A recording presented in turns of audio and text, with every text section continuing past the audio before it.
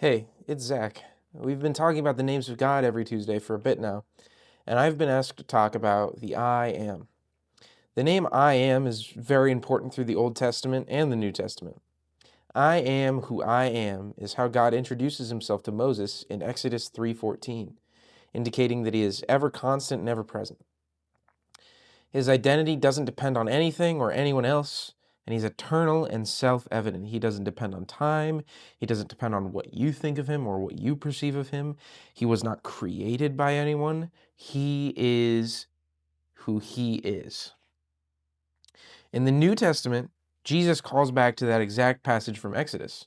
In John 8:58, he says, "Very truly I tell you, before Abraham was born, I am." At the very least, it seems to imply that Jesus was somehow around before Abraham. But with the context around it in Exodus 3:14, it means so much more. In John 8, Jesus is indicating that he is God. He mimics the word that Yahweh uses in Exodus by saying, I am, using the same words as God to describe himself. Not only that, but he says he was there before the father of Israel, someone who the Jews revered, before he was even born. These things would have been seen as the highest caliber of blasphemy to the Jews. We can see this in the next verse, where they pick up stones to try to stone Jesus to death. He had just not only put himself above Abraham, but had also used the name of God for himself.